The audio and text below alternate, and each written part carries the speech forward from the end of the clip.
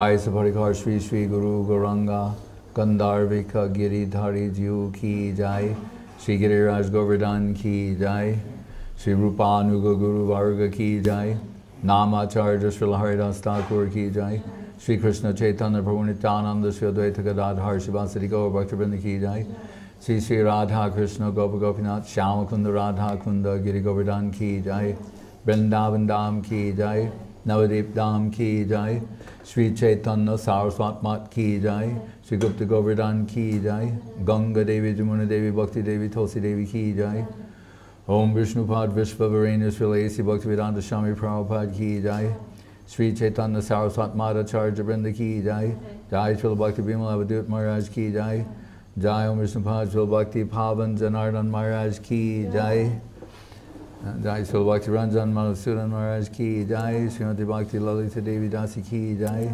Seva Vrinda Ki Jai Samaveda Bhakti Vrinda Ki Jai Nitai Go Premanande Jai Srila Bhakti Sudhir Goswami Maharaj Ki Jai. Dhanyavad.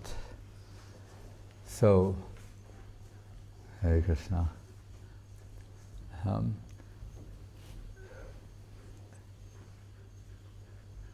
There still may be someone who is unacquainted with Srila Bhakti Pavan Janardan Maharaj. So if I say a few words of introduction, we did this before, but there could still be those who are unaware. But his senior godbrother, dear disciple of Om Vishnupad Srila A.C. Bhaktivedanta Swami Prabhupada, appointed by Prabhupada, lifetime ДжиБиСи. That means you're still ДжиБиСi, actually. And he took sannyas in 1971? 72 at the Radha Damodar Jiva Goswami's Radha Damodar temple in Vrindavan. Between, now I don't know how that could happen, but in those days it was still open. So there's Rupa Goswami's Bhajan Kutir and Samadhi, and that's where Srila Prabhupada gave him sannyas. So that's extraordinary. And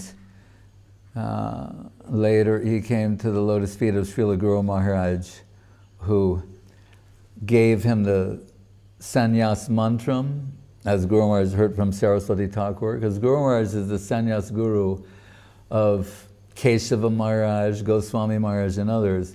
And Keshava Maharaj initiated Prabhupada, but so Guru Maharaj, he's still guru in that context. And of course, Srila Prabhupada, I was just reading it the other day where he said, if you want to have a Shiksha Guru, you have to go to someone who's competent to act as Shiksha Guru. He said, the only person I can recommend is my godbrother, Bhakti Rakak Sridhar Dev Goswami. He said, who is the most competent of all my godbrothers, and I accept him as my Shiksha Guru. So what to speak of the benefit that you can have? But he's revealing something to his disciple, saying, it's not I'm just advising you, I accept him as my Shiksha Guru.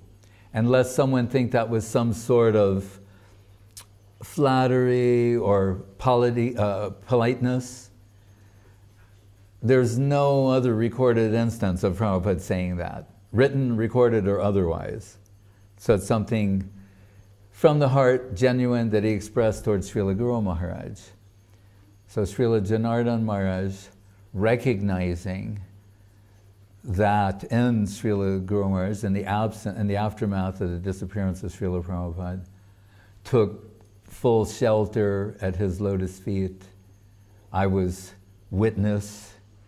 And Guru Maharaj gave him the name Bhakti Pavan Janardan Maharaj. Very beautiful name, and Maharaj can explain that if he chooses to. And then in the aftermath of the disappearance of Srila Guru Maharaj, he became more and more intimately connected with Om Vishnupad Srila Bhakti Sundar Govinda Dev Goswami Maharaj. So much so, as Gurudev would describe Janardan Maharaj, he'd say like, he is my best friend. With something I go like, oh. He said that about other people no, too. But he said it about you more than one. And we're telling him, and Yudamanyu Prabhu, and maybe Maharaj will also say something about it. So I was telling that to Yudamanyu Prabhu once, and he smiled, little Shivas, and he said, I'm his most dear friend.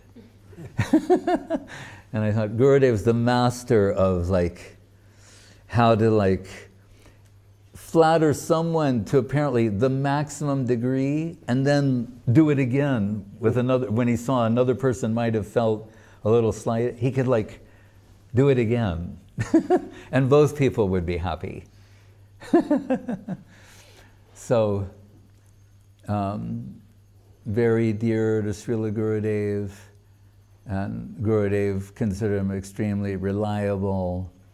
And he said he was already Acharya before his passing. He was already Acharya and Guru, but I'm also recognizing him that as the Acharya in California and the United States, and not limited to there. Maharaj, should also, he's fluent in Spanish, and for many years preached, particularly in Mexico. And we all met Pitambar Prabhu last time around, the French Mexican, or the Mexican Frenchman. But, and he was appreciated very much by all the devotees, but he has a center there in Guadalajara, correct? Yes. Yes. Because Ashram Maharaj's hometown is Monterrey, right? Monterrey, that's his hometown.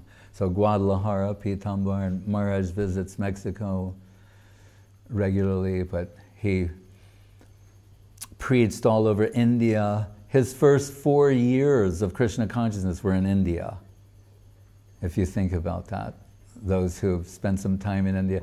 And this wasn't like, my India's great India, you know, like the bumper stickers. This was India in the early 1970s. So it was rough, you know, and the devotees there were kind of like, it was like the Wild West, a little bit. But so Maharaj spent much time preaching in India. That's where we first met, in Calcutta, 1973-74. Tamal Krishna Maharaj brought us together, because one of Tamal Krishna Maharaj's saying, he was our beloved senior godbrother and manager and leader, and he'd say, if he wanted you to really embrace some seva and to give everything you had to it, he'd say, there's only 2 people I trust to do this, myself and you.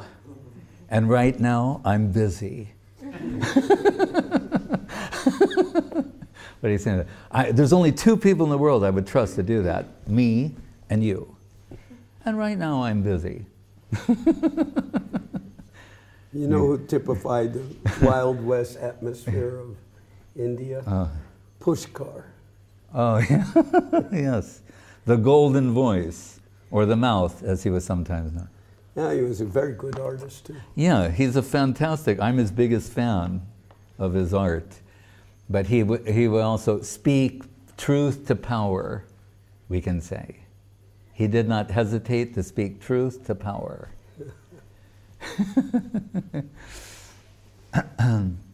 So anyway, that's my introduction for this time, I think. Okay, so you said I could say what my name meant. Yeah, what Guru Maharaj, Bhakti Pavan Janardan. Yeah, well, Govinda Maharaj said, this means that one who tells the people about, one who gives people the Ragmarg conception of Krishna. That's what he said. Hare Krishna. That's how he's saving them.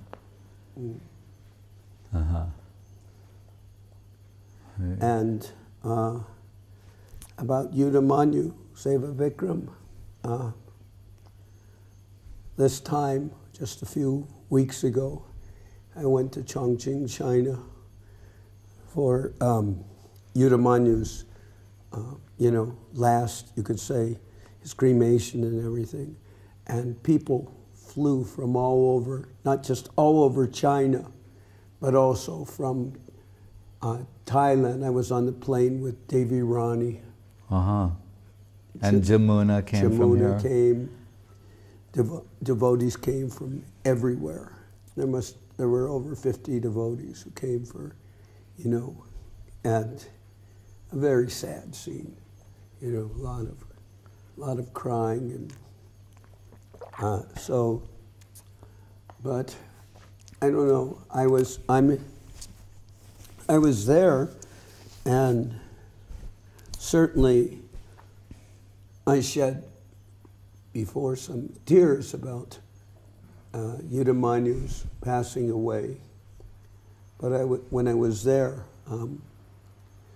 I was kind of I saw that I had to keep the devotees, keep your composure. Keep my composure and give them some,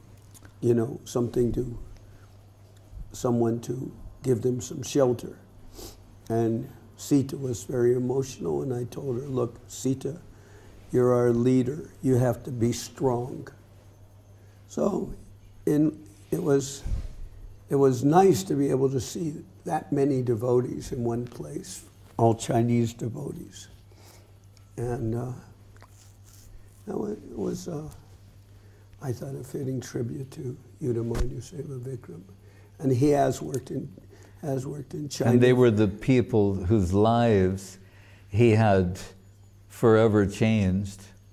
And of course, for the better, brought them in connection with Krishna consciousness over 13 years. Yeah. Some people from the very beginning and throughout. And yes, these were people whose lives he changed. And I would say, we're all very much brought into Krishna consciousness and firm in their Krishna consciousness as a result of having heard from him. So he transmitted affection to them, and they explained how he wrote their papers, helped them in college and everything. And someone asked him, someone said, in China, when there's only, for so long, one child in a family, and there's so much weight on the person to succeed, and you were in school, and, you're giving them marks and everything. Grades. Yeah, and they said giving them grades, and there's so much pressure on them. How did you handle it? And he said, I always gave them good grades. Right. He didn't fail anyone. Yeah, he gave them good grades, and he said when he first got to, I guess it was Chengdu, the first thing he did is he wrote on the blackboard, "Party today in my house, at my place," and he put his phone number there. And the faculty was incredulous. They said, "You gave your phone number to the students?" And that party in his house was because it was Radharani's appearance. Radhastami, all right. Like this is his. I remember he sent pictures of that to Gurudev. Yeah. And I'd work with him, and sometimes, we'd have our moments, but if he felt you were overstepping him a little bit, he'd say to you, "What am I, a potted plant?" And things like that. And a very wonderful person, and anyway, we've talked about him in the past, so that was preluding me going to India, and then in the Gaur Purnima festival. And Navadip Dham Parikrama. Yeah. One of the reasons I also like the Navadip Dham Parikrama is because I feel when I'm in California, Gaur Purnima lasts a day, and it's even late in the day at that, because, the programs comes in the evening because of Mahaprabhu's appearing at, Moonrise. But in Navadip, the program lasts for a long time, at least 7 days, 8 days, 9 days, like that. Sometimes if you want to count Nityananda's appearance and Bhaktisiddhanta Saraswati's appearance, you could say it lasts for almost a month. But at least with the intensity of the pilgrims, it's at least 8 days, or you could say more. It's from the Adivas, then you have the Ekadasi. The Adivas of the Parikramas. Then you have the first day of Parikramas on Ekadasi, and then the second, third, and then the 5th day is Gaur Purnima. Then the 6th day is the Jagannath Mishra Mahotsav, and then 4 days later is Pancham Do, and that's the Hapaniya festival. So you're talking about 10 days, you know, and or maybe 10 days, and so it's 10 very kind of like everyone's very emotionally involved. So I always like to be in Gaur Purnima because I feel like Gaur Purnima is the place to be is in Namadeep Dham, and especially with Govinda Maharaj and Guru Maharaj. Like Govinda Maharaj told me, when you come here, don't come for less than a month. So I would always go with Gurudev for a month. So anyway, it's very, very wonderful to have participated in the Gaur Purnima festival. I mean, I really feel that for me, it's a very rewarding thing to be able to participate in. And so now I'm on my way back to California and programs that we have there. We have one program where it's a dance recital coming up. We have one devotee. Maharaj is an excellent dancer. In case you right. There's a devotee. Her name is what is her name? Samgita. That's a good name for a dancer or singer. Yes. Sangeet. Samgita. And she teaches dancing. And the whole proceeds from it's program with her students, and she involves some of the devotees. She involved, like, maybe you know her because she's been here, Jairam's daughter, Lavanika. Jairam and Maheshwari, and they have a daughter. Oh, the Indian couple. Yeah, they've been here several times. Huh? Oh yeah, Jairam and Abba. I'm mixing up Sandeep. Jairam and Abba, and they have a daughter. He has this little boy who plays the mridanga? Yeah, Nab. Who's probably not so little. And his daughters, Lavanika. Lavanika was in the dance program.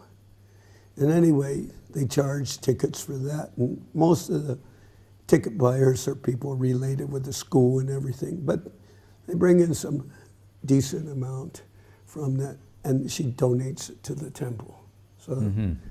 So, I usually, I go to the program and I go at halftime or whatever it's called. Intermission. Like halftime. I go up on the stage and I give my blessings to the people, and after the program to the dancers and everything. So it's a nice proceed. And then we have a Pushpa Samadhi of Srila Govinda Maharaj. So we have a program at that Samadhi on Govinda Maharaj's disappearance day, which I think is, on the 8th or the 7th? Of April. 8th of April. This year. So, I mean, that's the programs I'm going back to. Once when I was leaving the mutt, and we'd say goodbye to Guru Maharaj. It seems like a dream now, but Guru Maharaj would embrace you, give you Bhaktisiddhanta Saraswati Thakur's garland from his room, and when I was leaving, Guru Maharaj said, and I remember I'm going to California, and actually like Silicon Valley, to be more specific, and Guru Maharaj said, now you're going to some remote corner of the world. And I was thinking, I'm going to California. So he goes, our Goswami Maharaj is going to some remote, like I'm going in the Foreign Legion service to some really remote, and I thought, and Guru Maharaj could see my face, was I suddenly realizing, yes, what he's saying is true, and he said about Navadvip, he said, this is your home. And now we're like giving you permission to go preaching in this remote corner of the world, and then you'll come back. And I thought, well, that's a very nice way to see it. And it's also real. I'm saying, why should I think, because America is the center of the universe, and I'm in Navadvip, and I'm saying, Navadvip, that's the remote corner of the world, and I'm going to America. No, the fact is, as we know from Bhaktivinoda Thakur, and his Navadvip Dham Mahatmyam Jaiva Dharma, there's similar, we'll say, like in the universe, there's the, Bhu Mandala, and like the earthly planetary systems within there. It's ironically, science says the earth is special. It really is. Of course, not exactly the way they think, but it is unique. So he's saying the earth planet is unique, and then there are the different varshas of the earth planet. Ilavata Varsha is the primary one. That's where India is located. Within India, there are so many holy places, but of all those holy places, then there's Vrindavan and Bengal, but Bengal is even more exalted because it's there in Navadvip and Mayapur that Sri Chaitanya Mahaprabhu appeared. It's going in this sequential way to tell you this is the ultimate place. And of course, as what we were doing with Madhusudan Maharaj every morning, reading Navadvip Dham Mahatmyam. So I was saying we're on like a digital parikrama. So every day we could at least, because we're not, in spirit, study this. And like we're going to, and he can mention the places too, because the way the book plays out sequentially is not always the same exact in the movements, but you can mention both.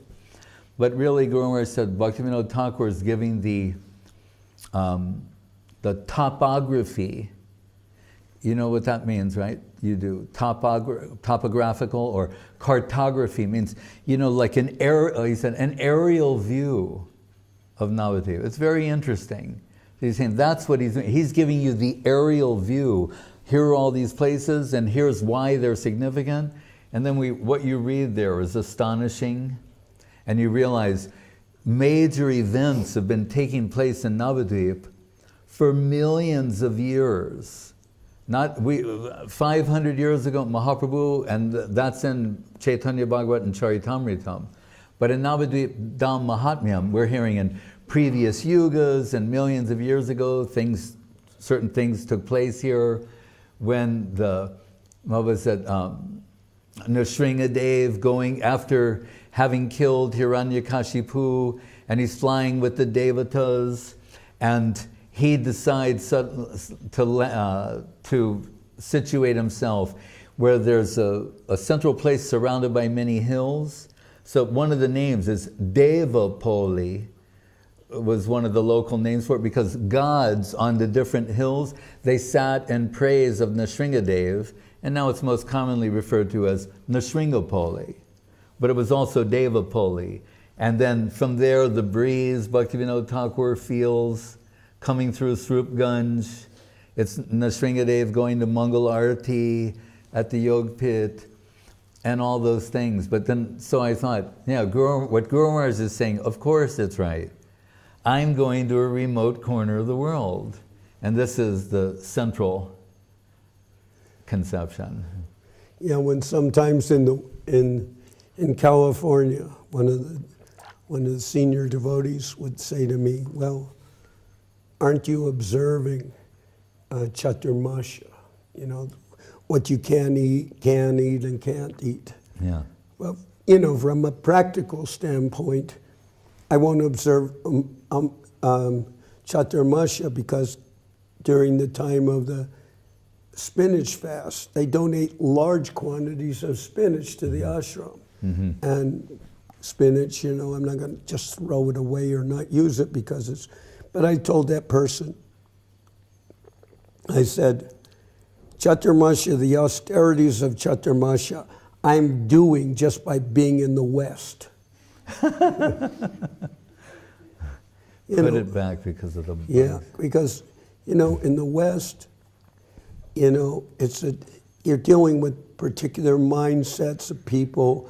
They're not always favorable, and you're working with them. You're teaching them, and even sometimes with the devotees in the West, you know, they have, you know, a strong independent nature. Some of them, you know. I saw this difference also between Mexico and America.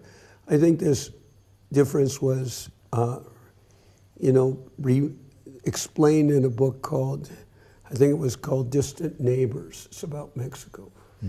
Mexican's actually it's more pre-Columbian than it is Spanish culture.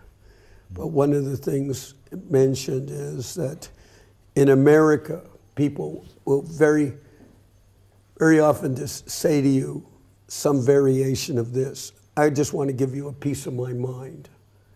Or they'll say, please, Maharaj, don't take my offense, but can I tell you something? And you know when they say that, it's going to be terrible. It's going to be terrible. So the idea in Mexico... Don't take this in the wrong way. The idea yeah, that's another lead line. But in Mexico, as it was mentioned, people, their culture, they actually have their own culture. Whereas I'd say in many ways, America doesn't have a culture. So their culture is not to speak your mind and to person if it will insult the person. They don't say, let me give you a piece of my mind or let me reveal my thoughts to you, except with one exception, when they're drunk. Then they'll tell you anything. But, you know, normally their culture is very much different. And I like the country. It's a characteristic of the country is if you say something that someone doesn't hear in Mexico, they go Monday, which means order me. That's one thing, you know. It's just a curious idiom of their language, and it's just in Mexico. And sometimes, but you know, older people or more cultured Mexicans, if you call them and you say, for instance, I'd like to speak with Don Diego or something like that, and he answers the phone, he says, su serviente, which means your servant. Means I am that person you're calling for. But he says, su serviente, your servant, which is kind of like a little bit like our the at your service. You know, but to say to somebody, your servant. Dashoshmi. Yeah, it's like our culture. Yeah. It's like the culture that, you know, we aspire to. We aspire to, that mood that, who is speaking? Your servant. You know. Also, interestingly, on that earlier point about the Chaturmasya, Guru Maharaj mentioned that Saraswati Thakur, he was staying in Puri at the Purushottam Gaudiya Math, and whatever came from the garden there, even if it was not to be taken during Chaturmasya, he said because it was from the garden of the deities, that they would take it. I was just saying, not to dismiss that as unofferable or something you couldn't take at that time. So he exempted their garden. So anyway, we all have our preaching fields. For so many years, Goswami Maharaj, also Lalita, they were living long periods of time in India. And then just with the general change of, let's say, climate, you know, now they're staying principally here in Thailand, which actually Srila Govinda Maharaj in his last days aspired to do. He said that he would prefer to spend his remaining days in Thailand rather than India. Yeah, surprisingly. Yeah, it was surprising, but it. The Guru, one thing he told me, he said, he referred to his chart, but he said, I have houses all over the world, but he was referred to his chart, saying, but I cannot live in any one of them for any length of time. I will always have to move to another one. He was just observing that about himself. And I remember the time when the last in SoCal where he stayed at least 6 months, maybe more. Yeah, because it was hard condition. And he also told that he would come. He said he would come to live to be in SoCal after leaving the world. Yeah. And he even told the devotees where to put his samadhi. So. He also said, I'm going to visit all the centers and see what you're cooking and offering. Yeah.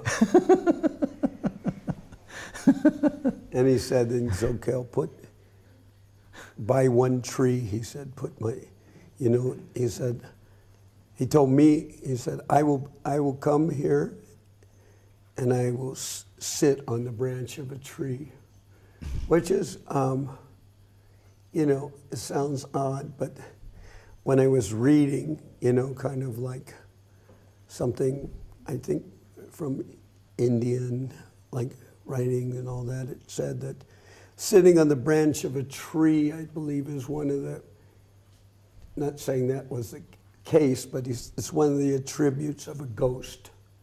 So it's like Gurudev's humor. Yeah. He knows that. Yeah. So he's saying, I'll be sitting on the branch of a tree.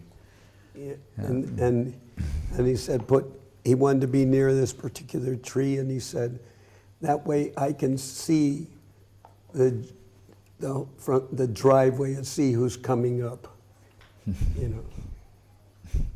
When he would be there, he always wanted, we put him in one room that, he didn't like that room, and he moved to another room where you could see everything. He always wanted to see what was going on. He was very observant.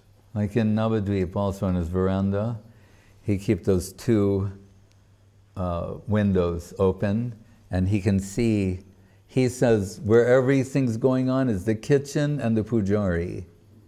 And so he can see that. And he said, it's one of the reasons I have to go back to Calcutta. He said, I see all the wrong they're doing, and I can't tolerate it. And we say, well, then shut that. He goes, no, he make sure you opened it so he could see. But that was his observation point. And Srila Sridhar Maharaj also, he may have been on the veranda, but he was very informed. Yeah. Govinda Maharaj didn't like to give him any bad news, but he was very informed of happenings that were going on in the Math. If someone borrowed a book from the library, Guru Maharaj knew about it. And we'd wonder, how does he know that? Someone has the 4th volume of the Bhagavatam or something. One time I left my passport in Kolkata, and Guru Maharaj knew about it. And he said, no, you have to go back immediately and get it. So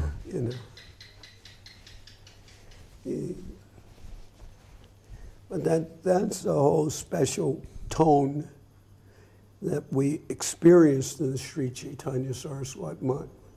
From the time I got there, I couldn't leave. It was just that wonderful. I wound up there, I'll say, because of, let's see, three persons. Let's see. Principally, I would say Goswami Maharaj with his center in San Jose and his books. Then I was reading the books. Another was Sagar Maharaj, because when devotees were disturbing me, you know, from South America, he actually talked to Guru Maharaj and he defended me, even though they were more related at that time with the Sri Chaitanya Saraswat Mutt. And the third person was Ashram Maharaj, because I was working in Mexico, and Ashram Maharaj was very gracious to me. Once he knew that I was interested in the Sri Chaitanya Saraswat Mutt, he really went out of his way to accommodate me. And when especially after I took sannyas, and I came back to Mexico, I said that Srila Sridhar Maharaj had told me, I was wondering what should I do, because I didn't know whether I'm still to work within ISKCON or what. And Srila Sridhar Maharaj told me, he said, so once you, he put it pretty succinctly, he said, once you leave ISKCON, don't take any men, money, or property with you. Yeah. Nadanam, najanam, nasundarim, kapitamba. Yeah, so, but he said that as the first sentence, first phrase was, when you leave ISKCON. So that was pretty succinct. Yeah. You know, I was wondering, am I supposed to stay within ISKCON or not? He said, when you leave ISKCON, don't take any men, money, or property. So I was thinking, I had some disciples there, and I was thinking, okay, I'll start my own mission, and I won't take any of those men with me. And Ashram Maharaj said, if that's going to be your position, I won't support you, but at least you have to give them a choice, whether they want to go with the Sri Chaitanya Saraswat Mutt or stay within ISKCON. So we had a big meeting, and he courageously went with me right into the heart of everything. We had a farm there, and there were hundreds of people there. It was a big thing. I'd, taken initiation from Srila Sridhar Maharaj. And so then I told them, you all joined. I'm sure you didn't join to be necessarily with me. You joined a mission, and I was the representative of the mission, so you chose to be initiated with me. But I'm freeing you from all your promises or vows to me, and you can decide what you want to do, whether you want to continue with the mission here of ISKCON, or if knowing that I'm going with the Sri Chaitanya Saraswat Mutt, and I can't offer you a guarantee of any facility. If you want to come with me, you can. That was the condition that Ashram Maharaj wanted to make. I mean, he didn't tell me in those words. I put it in my words, but that's what he meant. And a group of maybe 18, 20 people or somewhere around there, maybe a few more went with me. And after a few months, the majority of them had left, because they were no longer with their friends and no longer with the big festivals and everything and the deity worship that they were doing and knew. So many of them left. But Ashram Maharaj was a source of help. And then from Venezuela, they sent one man there named Santa Maharaj. I remember him. Yeah. And he came to Mexico and spent almost a year there and taught us all the songs, and he chanted them very nicely. And he taught us other things like how to make our own Brahmin threads and all things like that, the correct way. So he was a jolly person. He was a jolly person. Not necessarily the most precise in sadhana, but, in terms of getting up and everything like that. But a very nice, at the time, he was a very nice man, treated everyone, and then we had the devotees there.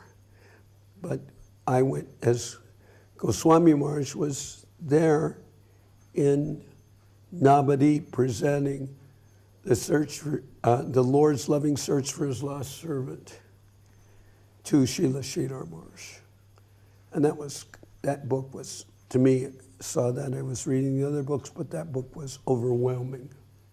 Very, very beautifully, graphically, illustrations were beautiful. I was told later that one printer said, nobody's making books like this anymore. This book, kind of book hasn't been made in I don't know how many years. Yeah. With vellum paper and Right. illustrations and everything. We created a color. There's like a saffron, but there's like Pantone. People know Pantone mixing system, PMS colors. And there was these people, you could make your own color, and we wanted to get this one just right. It was an additional color, so we created one. You know, and they have like it written down, like how you make this color with ink. And then it had the gold embossing on the cover with people who did like craft, or you know those Hallmark. And beautiful calligraphy. Yeah. That you paid for the person. Yeah, like one of the best calligraphers in America. So that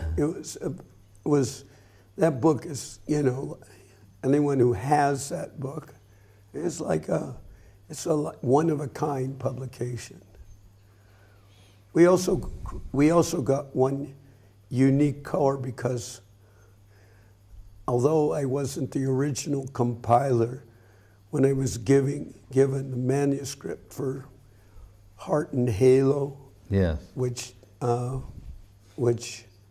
Tridundi, what's his name? Tridundi Maharaj. Yeah, he compiled it, but was full of hundreds and hundreds of errors, and I didn't read very well. And I spent hours on the telephone with Srila Govinda Maharaj, especially on the last part of the book, getting it all right. Mm-hmm. You know, because there's some very deep things revealed especially in those last pages. To have a typographical error. It's another thing to have something be upasiddhantic or not properly representing what the conception is. Yes. We can tolerate a typographical error. Many books that came from India, Prabhupada's included in the beginning, and you look at any book, you'll find something like that. But if it's giving the wrong concept, that we can't tolerate. Yeah. So it's the part where it especially says, you know, that when I look closely at my Guru Guna Manjari, I see in a particular way. But if I keep myself back and more or less the idea is look at the broader vision, the panorama. There I see all the 8 qualities Astasakis.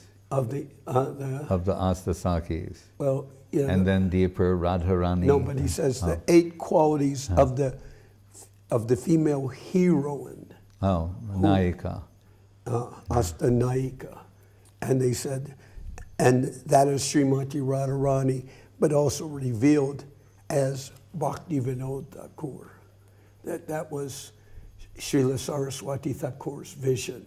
Mm-hmm. And when I first got the book, I saw that, you know, it referred to, you know, the part about Guna Manjari as being Srila Saraswati Thakur, but I knew that has to be wrong because Guna Manjari was the... Gorkishwar Das Babaji. Yeah, so I spent hours on the phone with Govinda Maharaj going over that last section. The whole book, I changed the whole book around. I really feel I'm the editor of that book.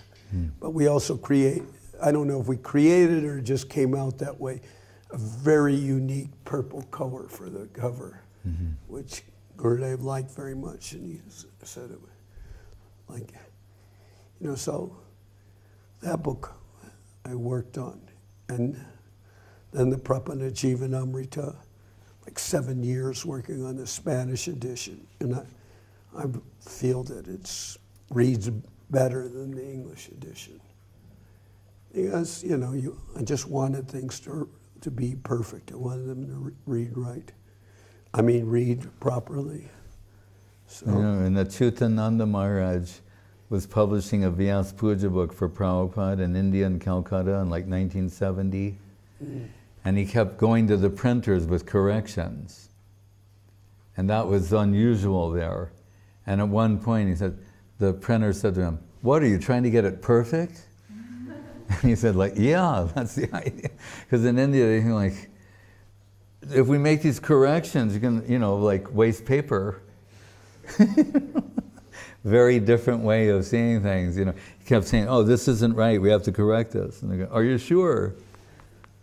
So, and I remember a devotee, because one of Guru Maharaj's themes, of course, is, substance over form. Like we're telling beauty over power, mercy over justice, heart over intellect, substance over form. There's a series, saying when there's a conflict between the two, we give preference to the substance. And so this one devotee, there were after we started Guardian Devotion Press and making these books, Srila Gurudev got inspired to revive Jai Shri Press, which was his press previously. And they got the letter press, operated by, and all that, and they were going to get some new typefaces, wondering if they should invest in that. And this one devotee there at the Mat, thinking he would play to Guru Maharaj's sentiments, he said, "Well, the form is not important. It's really the substance." He thought Guru Maharaj, yes, he has understood, right? But as we've learned so often when you're dealing with higher Vaishnavas, they may delightfully contradict you. Gurudev was also expert at that. When people thought they knew exactly how to represent him, he'd go out of his way to contradict them, to check their ego a little bit. Anyway, he's saying, it's the form, that's not important. What's important is the substance of the book. And he was surprised when Guru Maharaj said, no, he said, in Vrindavan, which is our target ultimately, he said there, form and substance are one. The form, it's identical. That's the whole concept behind Swarup. The Swarup is the representation of the substance. So he said, what we're trying to do is we want the highest quality substance and presented in the most beautiful way possible. So Guru Maharaj was letting us know he appreciated the extra effort and finances involved in producing literature that was appealing, that you were happy to have, to look through, not that, going in the other direction, before I joined, just shortly before, but I had some Prabhupada's books, but I got what we used to call the brown Bhagavatams, first canto, third volume, that were printed in India. And these books, I found one in a used bookstore in North Beach. These books, they smelt like India. Like you'd open the book up and think like, what is that? It was like even the smell of the paper wasn't all the same color throughout the book. They weren't always trimmed properly.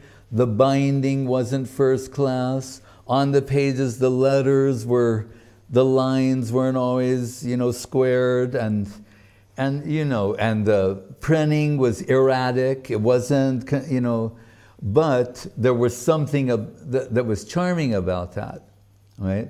And we found, charming, endearing, whatever. Still, that said, Prabhupada himself had all of those books edited, because that's where, he always says the cowboys. Not cowherd boys, he always said cowboys.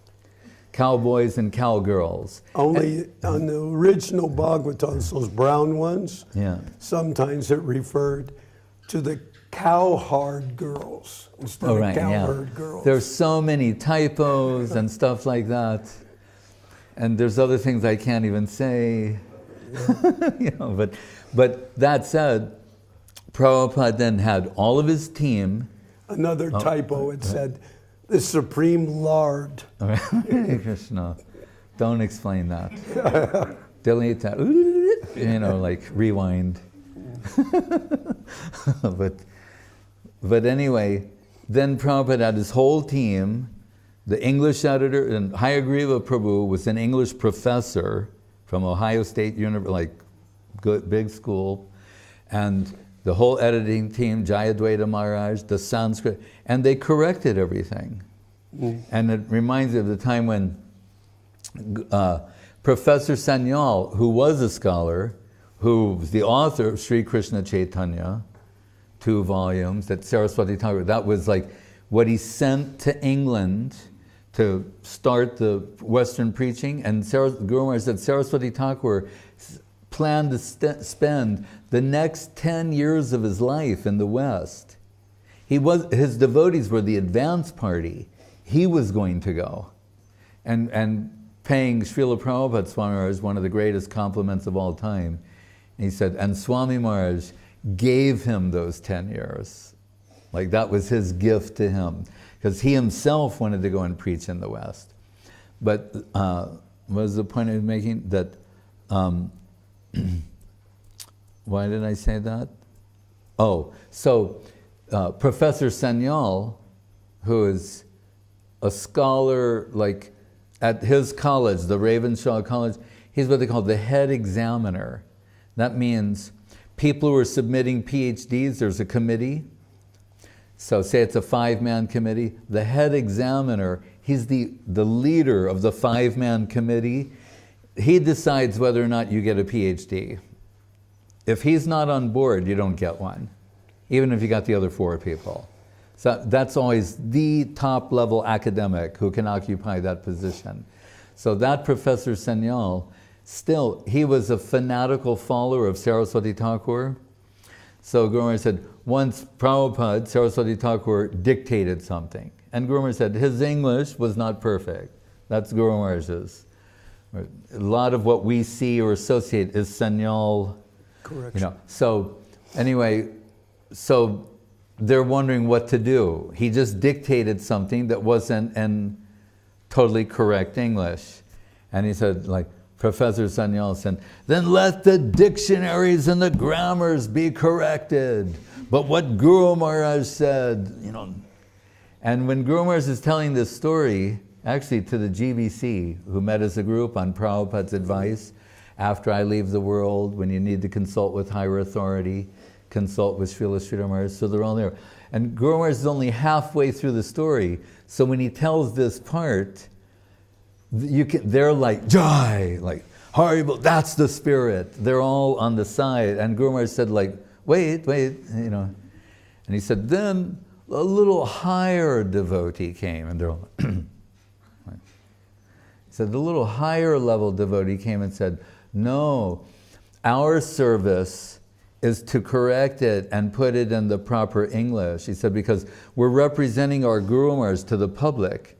And Guru Maharaj said, just like if it's for a photograph of the Guru, and the clothes aren't right, the garland's not proper, things are, he said, then the really faithful disciple, the one who's really serving, he comes and puts the garland properly, makes him look perfect for the public. We accept him in any condition as perfect, but this is going to be represented to the public. He said, so our Guru Maharaj has spoken something.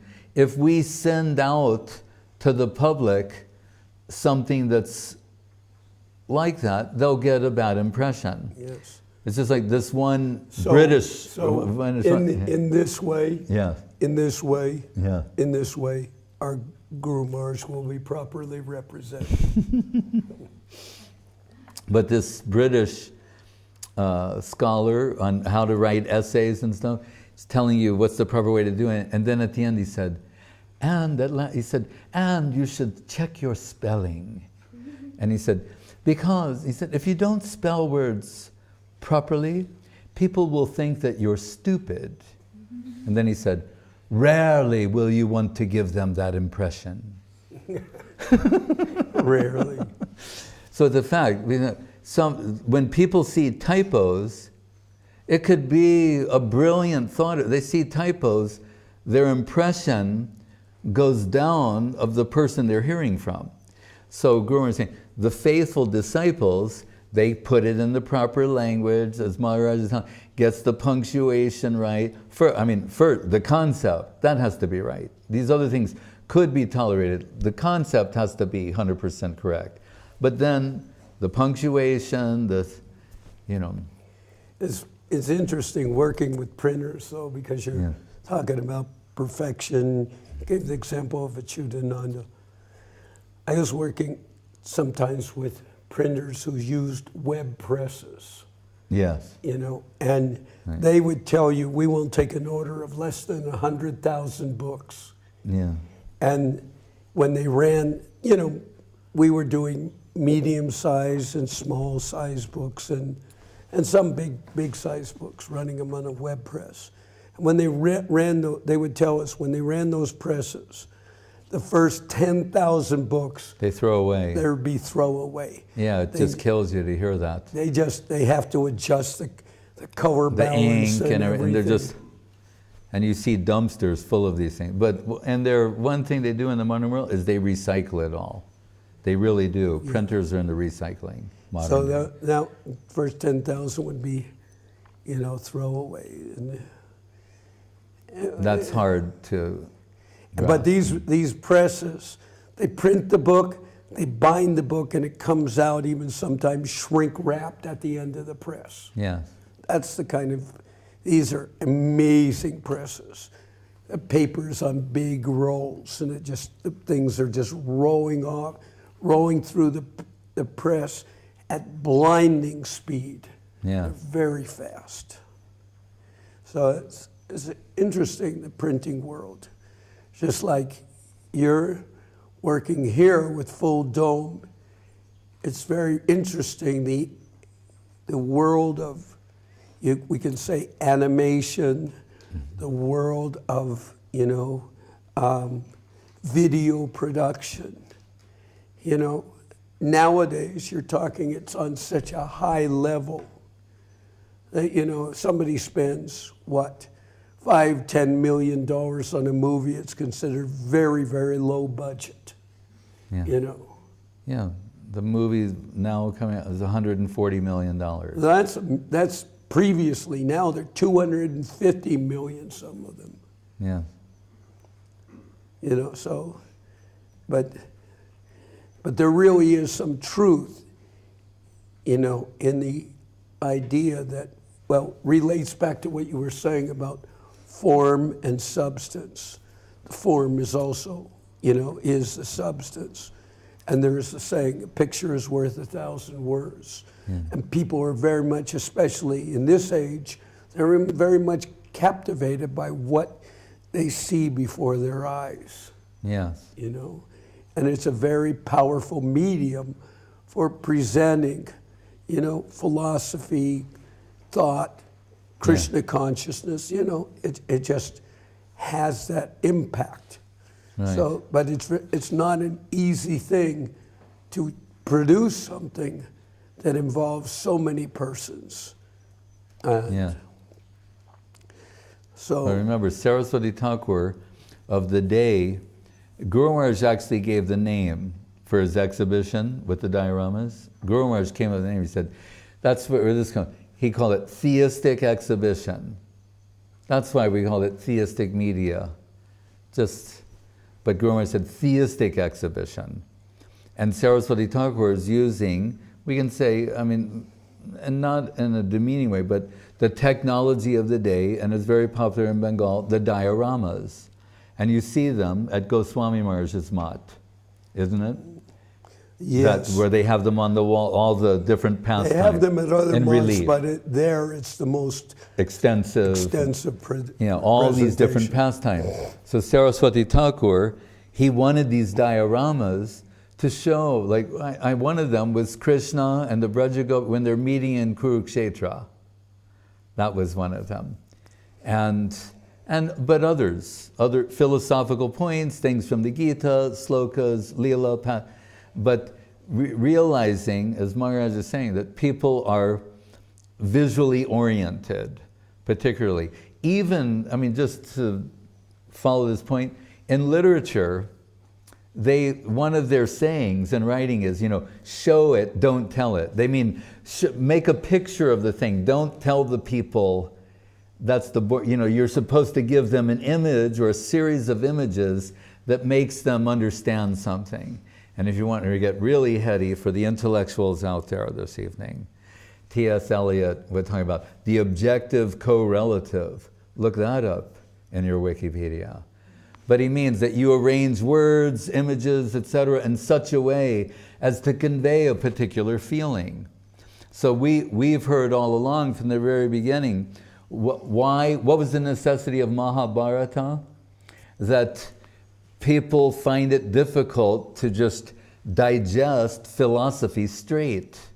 But if there's philosophy in a story, and look in the Mahabharata, you can look at how does it begin? It's very visual and very, I'll use the word seductive. From the very beginning, you're drawn into this fantastic story. Then so many stories are told. Within that, at different times, at different points, philosophy comes out. Remember, Bhagavad Gita is within it. It's a very small section, actually, but it's within that story. So, and the stories of the Bhagavatam, but we were told from the beginning, well, why did Vyasa do this? Because he saw, the people, they are not so philosophically inclined.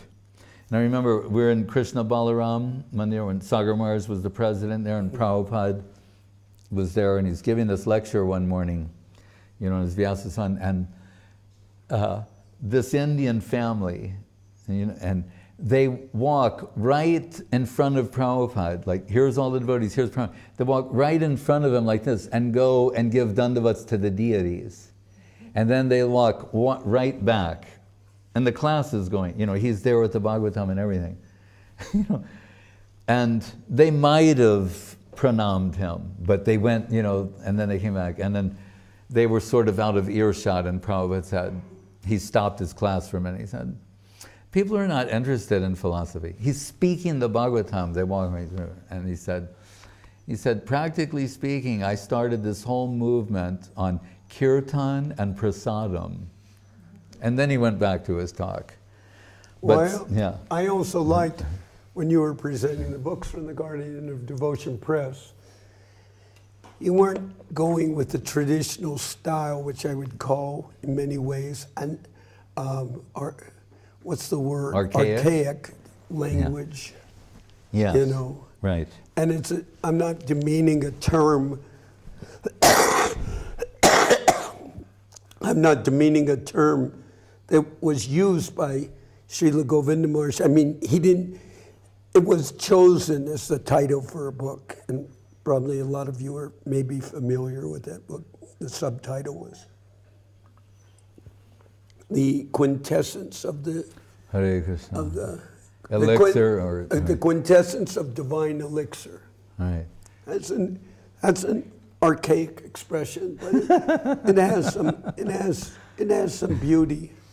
But I went to Sagar Maharaj once, and I said to him, this term quintessence of elixir of immortality. No, or quintessence. Quintessential. Quintessence of divine elixir. I said, what does that refer to? A fifth of scotch? And he said barbarian to me. Because quint means 5. Yeah. And quintessence and divine elixir. Elixir would sometimes refer to liquor. So I said quintessence. A fifth of scotch. Barbarian.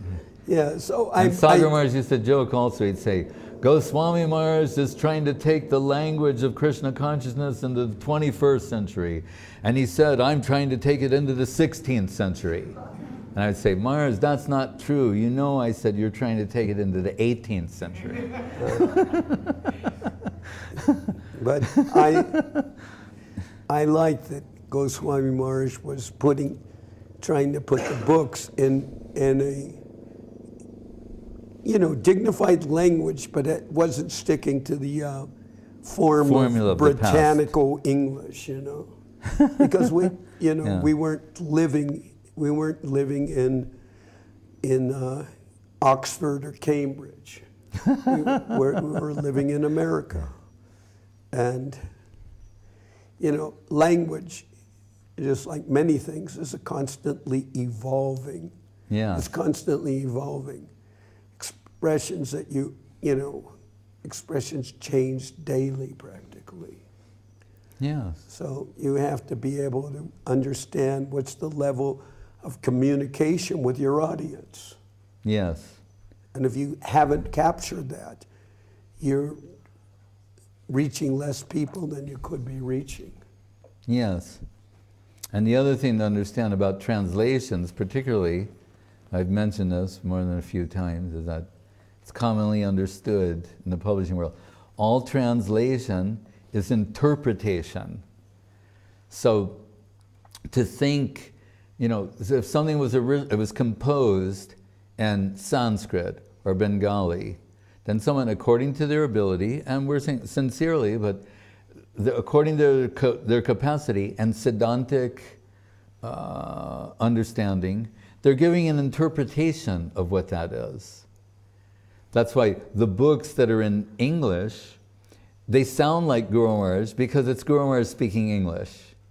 And books that were translated from Bengali or Sanskrit to English, they don't sound like Guru Maharaj because it's an interpretation of the translator. Doesn't mean that what's there is not valuable, right?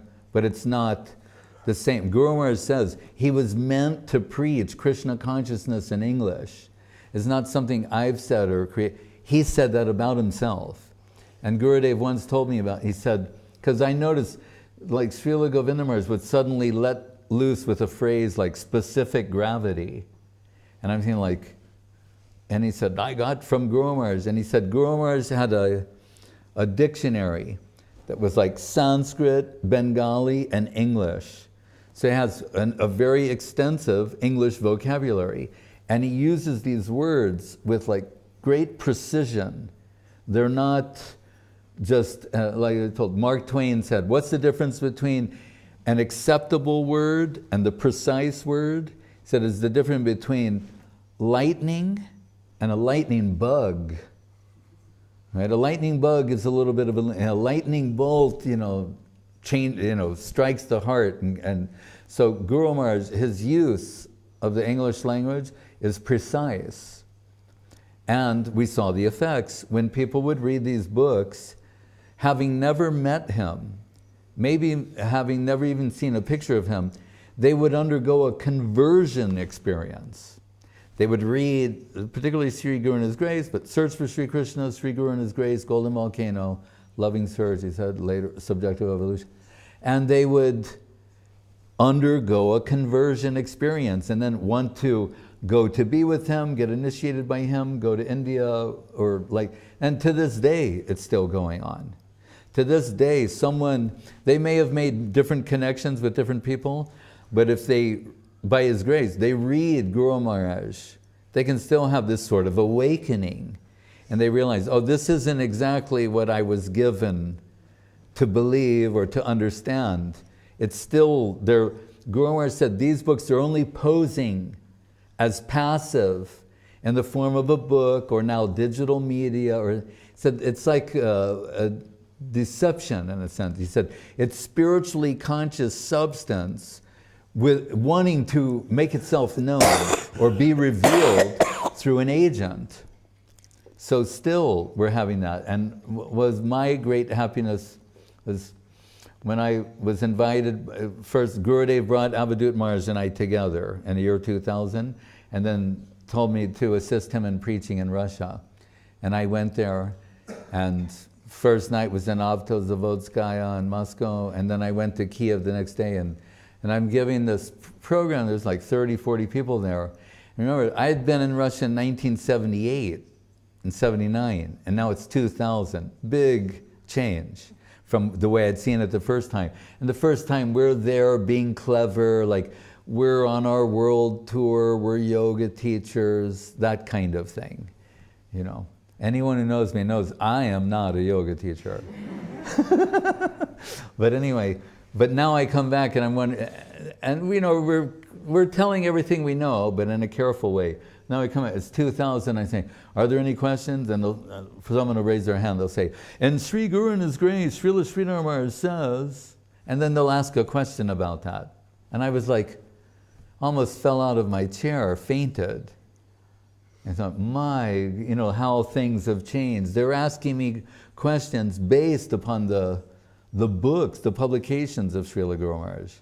Because when Srila Gurudev initiated, and Sudha Krishna Prabhu, you may have been there at when that initiation or around that time, but what will be his seva, because Avadut Maharaj is very successful in New York and America, and had no plans of returning, actually. Just think about that, all Russian devotees.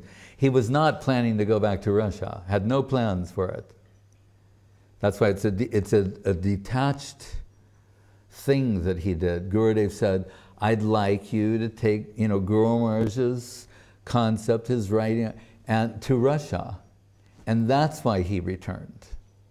And the rest is history. But it began with publishing the books and then disseminating them in the Russian language. What I also like is that many persons have said, that they've come in contact with devotees who were related with the Sri Chaitanya Saraswat Mat, and not even necessarily knowing that they were coming in contact with the devotee from the Sri Chaitanya Saraswat Mat, and they said they could instinctively appreciate a difference in the presentation from others who were preaching Krishna consciousness. Yeah. And without initially even knowing that the person was from the Sri Chaitanya Saraswat Mat. Yes. And that happened to me with Guru Maharaj. To me, I was not initiated yet. In LA, in the kitchen, in 1971, we used to have a show called The Krishna Show. It was a public, you could get on public radio, what do they call it? Public access. So we had a show called The Krishna Show, and this devotee named Siddheshwar used to do the show. So we're in the kitchen cutting up vegetables for the Sunday feast, and he's reading something. And I'm going like, and I had read Prabhupada's books of what was available several times before joining it, because I had the Gita, Bhagavatam chapters, other things. I would just read them to the end, read them again, and so I was familiar. But he's saying something like, this is extraordinary, I'm here, and I was saying, wow, this Prabhu is really extraordinary in his realization. They said, no, that's not him. He's reading an article in Back to Godhead from Achyutananda Swami. The descent of the holy name. Right, but he says it's Achyutananda Swami. And I said, oh, so Achyutananda Swami, he's got some extraordinary type of, they said, well, he's a very special devotee, but actually he's meeting with Prabhupada's godbrother, Sridhar Maharaj, and that's who he is reading. Yeah. And that happened to me, it happened to Rishabdev, it happened to many people. So just think about, this is before we know, not that we know anything now, but we're getting a little taste of Guru Maharaj in 1971. And then as Maharaja is saying, later people would read us, and I would tell them, and I still say that, you can pick up any one of these books to this day, open it on any page, and you'll see a representation of Krishna consciousness unlike anything you've seen anywhere else.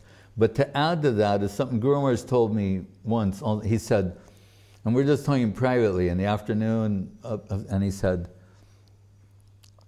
he mentioned about some god brothers and how he surpassed them in time, like joining the mission and like Ananta, this, that, and the other thing. But he said, I was praising him. I said, I'm thinking of making a book of your sayings, like dive deep into reality of the beautiful, and he has so many of these unique sayings.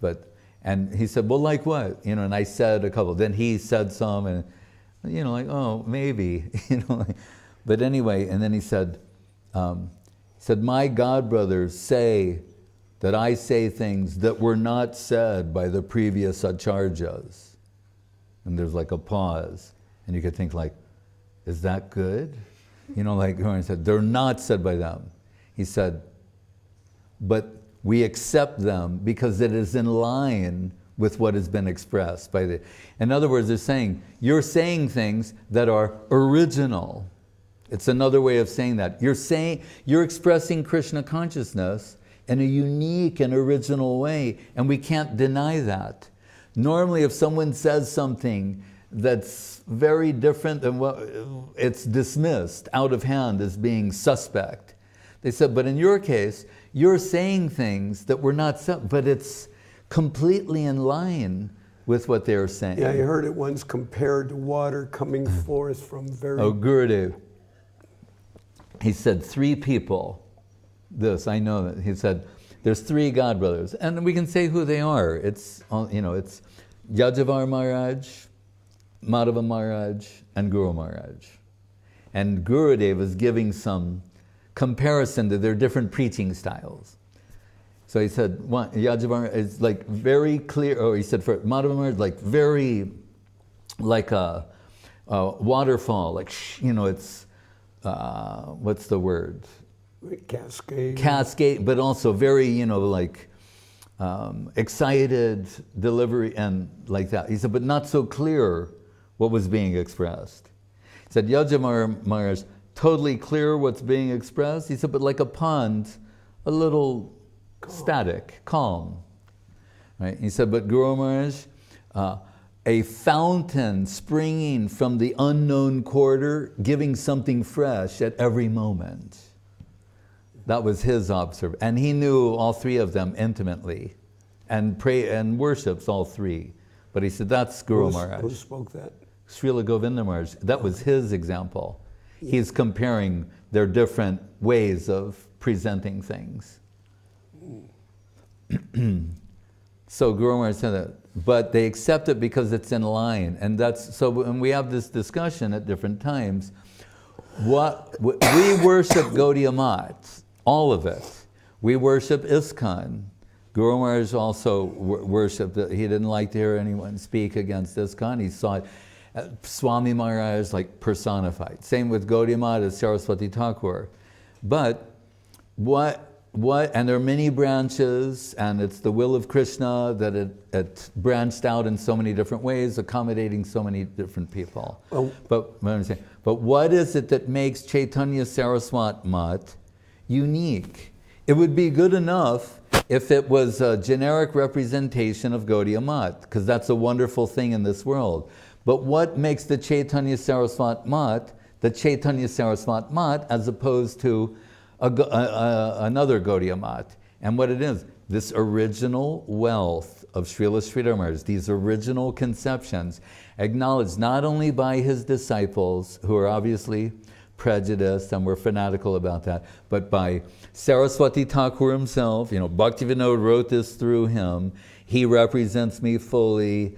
Even though I may leave the world, one man remains behind who got what I came to give. Srila Prabhupada Swami Maharaj, he's my Shiksha Guru. He has deep realizations of Krishna. You know, he asked them to be the president of ISKCON. Madhava Maharaj, Srila Madhava Maharaj, Ban Maharaj, Puri Maharaj, Jajavar Maharaj, all the Madhusudan Maharaj of Gaudiya Math, Damodar Maharaj, Keshava Maharaj said no. He read Premadama Deva Stotram and said, no one can compete with him. You know, so from his god brothers, this sort of, and that's rare, from your peers, generally considered your peers, to get that sort of recognition, that doesn't happen. Maybe from one or two, but from everyone. And that Shanta Maharaj, in his mat, the one who was over 100, every Ekadashi, he takes one sloka from Pranamam Ishada Prabhupada Padam. They sang the whole song and then he takes one sloka and would explain that. And Krishnadas Babaji Maharaj popularizing Guru Maharaj's slokas and songs all over the Gaudiya Math. Well, I would also say, not just Guru Maharaj, yes, but enhanced by the proper presentation of the understanding of Guru Maharaj from yes, Govinda Maharaj. yes, and also enhanced by his own individual realizations. Yes, he's like Raghunath Das, and he's relishing that and adding something to it that's uniquely his. One of the things that also made me feel like I had to go with Guru Maharaj is, I remember once I was reading Guru Maharaj's books, and at that time it was not so, politically, the situation in the mission there was that you couldn't refer to Srila Sridhar Maharaj by name. Right. Sometimes you could mention a concept, but not attribute it to him. So I mentioned various concepts. Which is plagiarism. I mentioned various concepts in the lecture that were all from Guru Maharaj's books. Yeah. And afterwards, people came up to me and said, that was so beautiful. We've never heard that before. We never heard those ideas before. Yeah. And, and I felt bad because they were all Guru Maharaj's ideas, and they were expressing, this was in ISKCON, they wouldn't receive Guru Maharaj, but they were exuberant in their praise of the conceptions that just, I'm almost like a parrot giving them, they were praising somebody. We have not heard this before. This is so wonderful.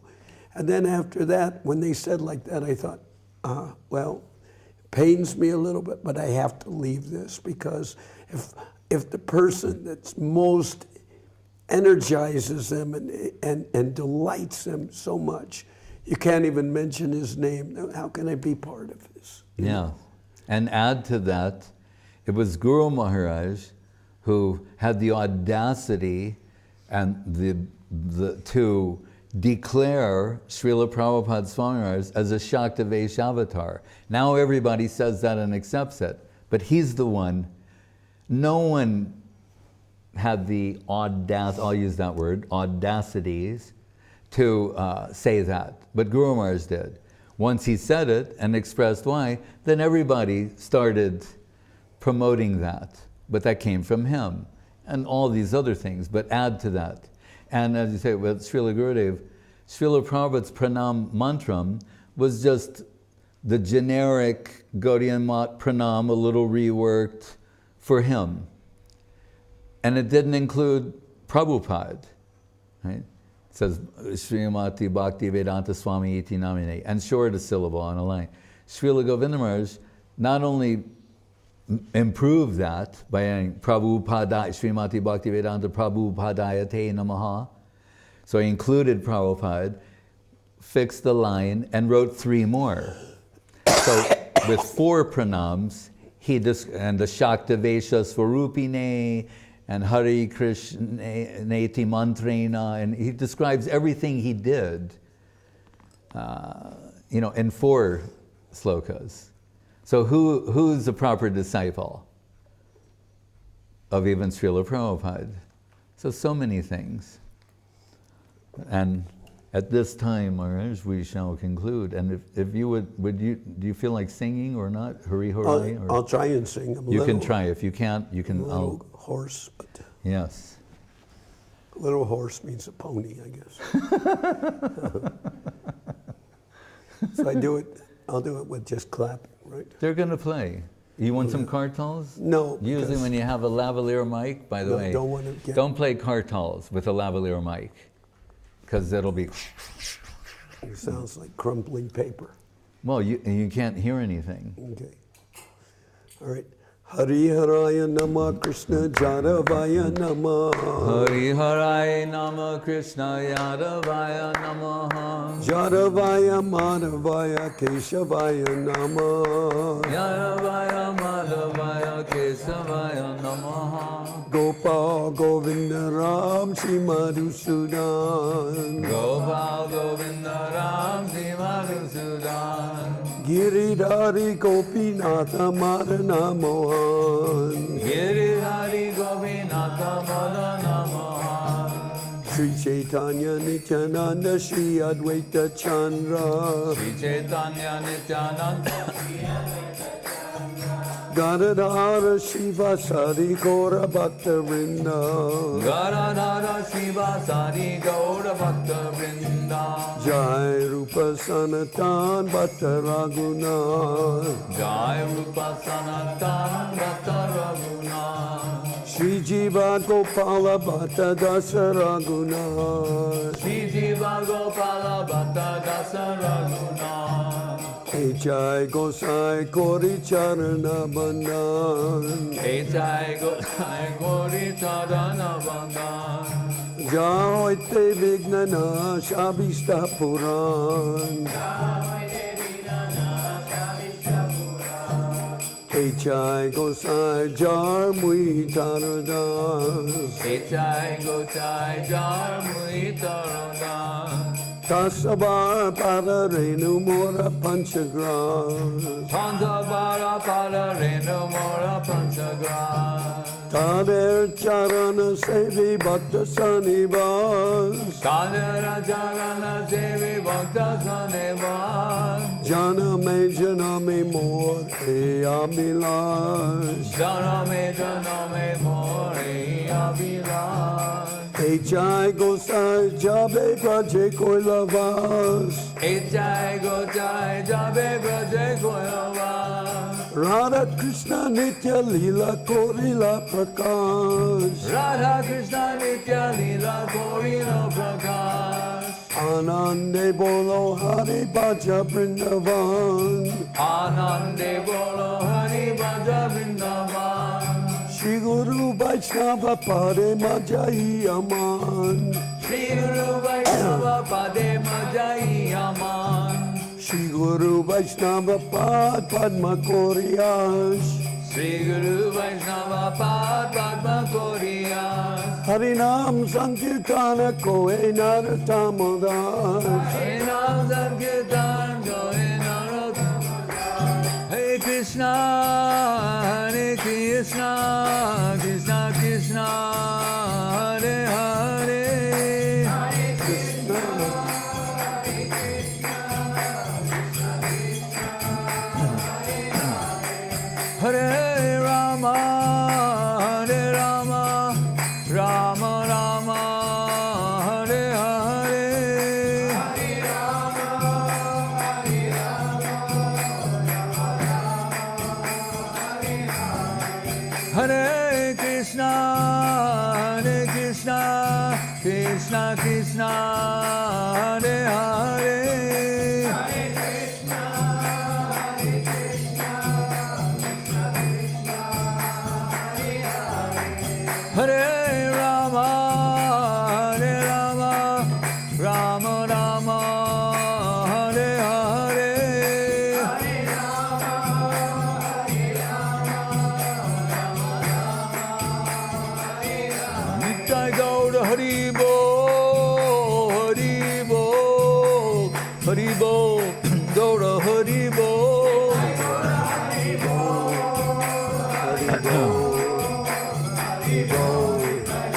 Hari Bol. Nitai Gaur Hari Bol, Hari Bol, Hari Bol, Gaura Hari Bol. Hari Bol, Hari Bol, Hari Bol, Hari Bol. Jai Om Vishnupad Paramahansa Parivajaka Charjan Satara Sata Shri Srimad Srila Bhakti Sundar Govinda Dev Goswami Maharaj Ki Jai. Jai Om Vishnupad Srila Bhakti Rakak Sridhar Dev Goswami Maharaj Ki Jai. Bhagavan Srila Bhakti Siddhanta Saraswati Thakur Ki Jai. Jai Saparigar Shri Shri Guru Gauranga Gandharvika Giridhari Jiu Ki Jai. Shri Giriraj Govardhan Ki Jai. Shri Rupanuga Guru Varga Ki Jai. Namacharya Srila Haridas Thakur Ki Jai. Shri Krishna Chaitanya Prabhu Nityananda Shri Advaita Gadadhar Shivasati Go Bhaktivinoda Ki Jai. Shri Sri Radha Krishna Gopa Gopinath Shyama Kunda Radha Kunda Giri Govardhan Ki Jai. Vrindavan Dham Ki Jai. Navadip Dham Ki Jai. Shri Chaitanya Saraswat Mat Ki Jai. Shri Gupta Govardhan Ki Jai. Ganga Devi Jamuna Devi Bhakti Devi Tulsi Devi Ki Jai. Om Vishnupad Vishnu Vishva Varenya Srila A.C. Bhaktivedanta Swami Prabhupada Ki Jai.